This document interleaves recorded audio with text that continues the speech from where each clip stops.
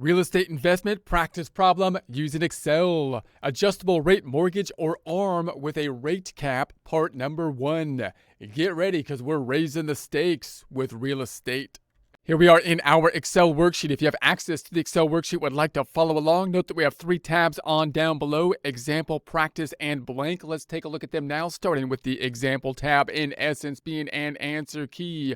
We're going to start off with the fixed rate and create our amortization, or look at and consider at least the amortization table there to compare and contrast with the adjustable rate or ARM, which will be similar to a prior presentation, except we have the added complexity this time of having the annual rate cap and the lifetime cap. We will then be taking a look at our index, assuming what our index will be. This will be something out of our control generally. If we're thinking about an ARM, the index will be something that our rate will be based off of typically having some set increase, some kind of margin above the index. In our case, that's going to be the 2%. But again, this time we have the added complexity to lower the amount of risk to the borrower, which would mean there's a cap. So it can't increase by more than a 2% annual. And then we have the lifetime cap, meaning it can't go over the initial rate, in this case 11%, by more than 5% on the total. So then we'll think about our rates in 2 ways. It's nice to be able to think about what the rate would be if you were to take just the margin away from the index.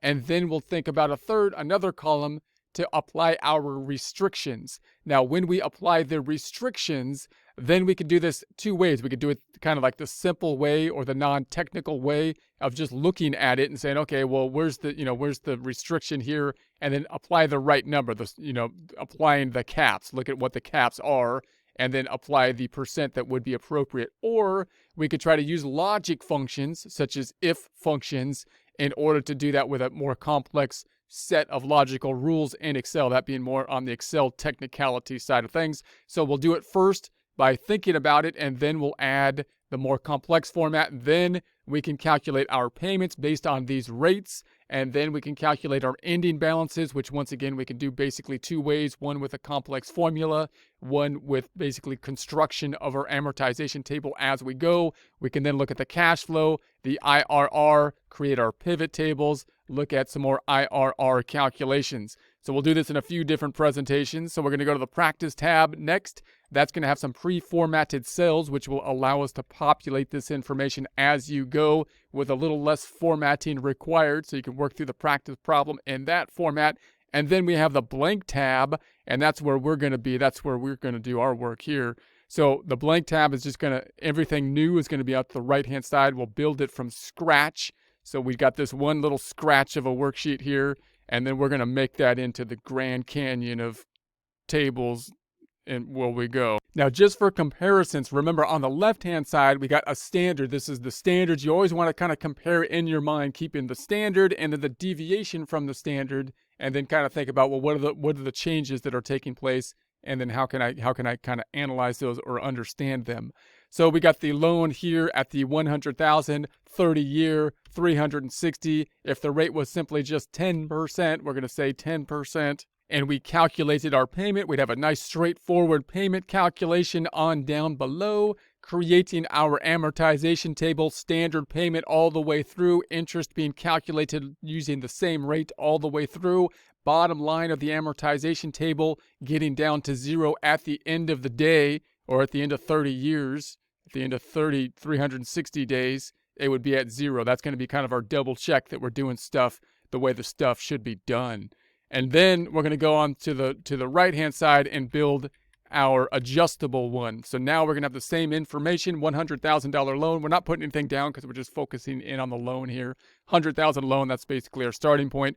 30-year, 360 months still, but this time we've got the initial rate at the 11%. We're talking ARM this time, adjustable rate, annual cap. Now this is the new thing, annual cap 2%, so it can only increase by 2% per year. So even if the index goes crazy, even if there's like an inflation craziness, you still got some protection, a little bit of protection on a little bit less risk on the borrower side due to the cap. We have a lifetime cap of 5%. So we can now think about what's the worst case scenario and say, well, at least it's going to be capped at 16% at some point, right? Even if things go completely out of whack here. And then the margin is going to be 2%. That's going to be the difference between the index, which we don't know. The index should be kind of a gauge in terms of what's happening with the market. And then our general margin, 2%, with the exceptions of it can't go over more than the annual cap of 2% on the annual and 5% for the lifetime. Okay, so let's see how that will then play out. Let's put our headers over here. We're going to make our table. Let's say this is going to be years. This is going to be our index numbers. And this is going to be not, I'm going to call it not restricted rate. So unrestricted. I'm going to say not restricted so I can have two words so I can more easily wrap it. Now notice I'm tabbing over and I'm going to type right over this one before I go in and format it. So I'll do my formatting later. I don't care if it's all bunched up right now. It looks ugly. Restricted. You might be saying, why is it so ugly the way you're doing it? It's going to be better looking. And then tab, payment, and then tab and balance, and then tab and then cash. Okay, so then we're going to now do the formatting. Now we're going to make it look nice. So we're going to select these cells up top. We're going to do our standard formatting, home tab. We're going to the font group. Let's make it black and white. Let's do the wrapping of the text in the alignment group, wrap the text, and then do our centering. There we have it. We're totally centered, totally focused, and there it is. Okay, so then we're going to have our years, and we're just going to do our index out to 5 years again, even though it's a 30-year loan. So we're going to kind of project out 5 years. We're going to say 0, 1, 2, and then select those and bring it on down to 5 because I didn't want to type the other 3 numbers. That wouldn't be as cool as doing the autofill down to 5. Then we're going to go to the alignment, center it. So there we have it. Now we're going to project the index. Now remember, the index is something we don't have control over it. If this is the beginning of the loan, we can try to do projections as to what we think the index is going to do. That then will be the baseline on which our rates will be calculated. If as time passes, obviously, then we can look back and see what the index is doing. But when you're making the loan, you're typically trying to figure the amount of risk you're going to have. What's the best case? What's the worst case scenario? Would I still be able to survive if the worst case scenario happens? Which in this case, at least time we have a cap at least. So that's what we'll kind of figure in here. So we're going to say, let's select these 2 cells because these are rate. This one too. These are all rates. Let's make them a % right off the bat. So we're going to go to the number group. We're going to make it a % and add a couple decimals. So right when we hit something, it hits the bat, then it'll be a %. And so then we're going to say on year 2, because year 1, oftentimes we have that beginning rate, like the teaser rate.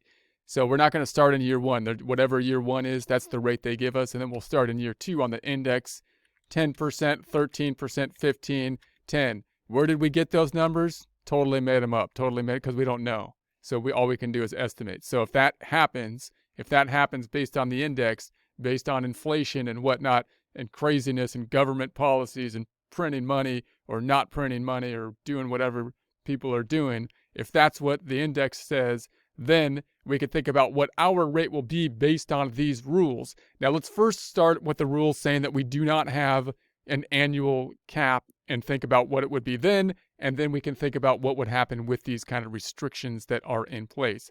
So if we start off in year 1, I'm going to say starting off at 11. That's the first rate, which doesn't take into account, again, the index because they might give us a teaser rate or whatnot, and that's that. But then we're going to say we're just going to have the 10% plus the 2% because that's the margin.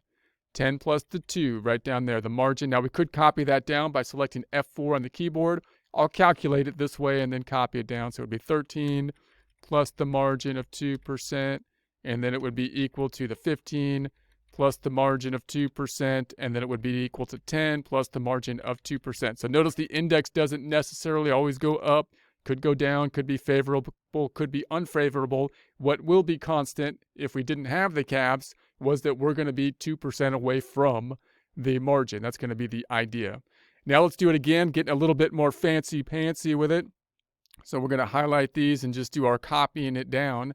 So on this one, it's going to be the 10 plus the 2%, F4 on the keyboard, $ before the L and the 10.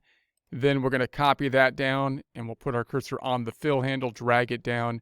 So now we've done that in a bit more fancy of the pantsy ways. So there we have it. Now we can say, okay, well, what does any of these restrictions apply? Now, on the restrictions, there's two ways we can do this. We could do this with a really fancy pantsy kind of logic tests in Excel, or we could just kind of think about it and say, what would the rate be based on this information? Obviously, if you did it with Excel using logic functions, the reason that's quite good, quite useful, is because then you can run projections by changing the data on the left-hand side, and then the projections will populate all the way over here correctly. So let's first think about it just in our heads, what would happen logically, and then think about if we could do the fancy-pantsy logic test. I can't get too fancy-pantsy now because I got shorts on, and it's hard to get that fancy with half the pantsies. So we're going to do that next time. Right now, we'll just think about it. We'll say we'll start with the 11%. Nothing applies out there. It is what it is. No caps are applied out because that's our starting point. Now, the next one went up from 10 to 12.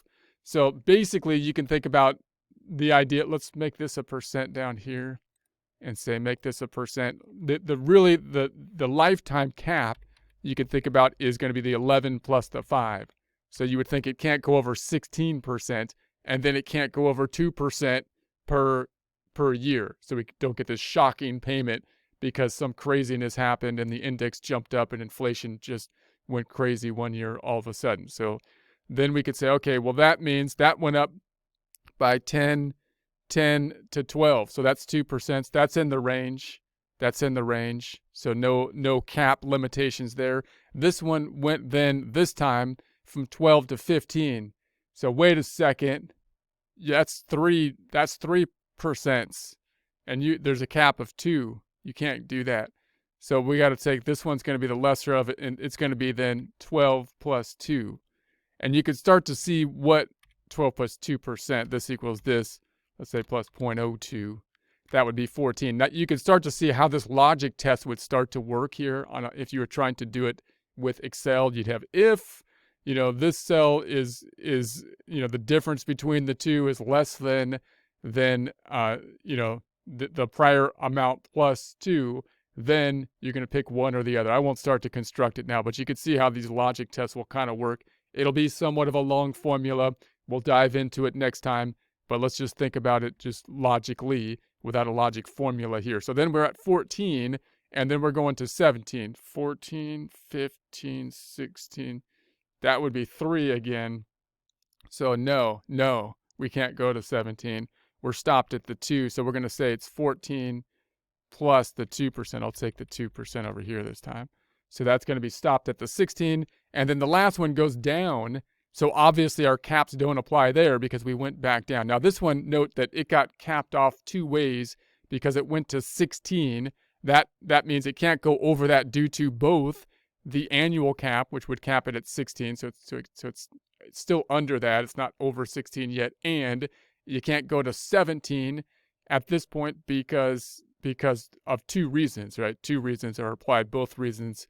1, you can't go over 16 annual, and 2, you can't go over the 2% per year. And we were at 14 last time, even though that was shorter than this 15 because of the 2 annual cap. So that means we're at the 16. And then down here, we're back down to 12. So obviously our caps don't apply here. So it would simply be, yeah, that's okay. That's okay. There's no problem with that. So then we'll do our calculations, of course, on these rates in a future presentation. But next time, we'll get more fancy. I'm going to put my pants on, full pants, no shorts, so we can get fully fancy-pantsy and do the if-then functions, which can get a little bit tedious. They can get, fairly long, even with a, fairly basic conceptual idea, because again, we have 2 kind of tests that we're applying here. So it gets a little bit tricky. But if you can do the logic functions in there, then that really helps with your projections on the left-hand side so that you can change the data and do different projections with it and have it calculate automatically.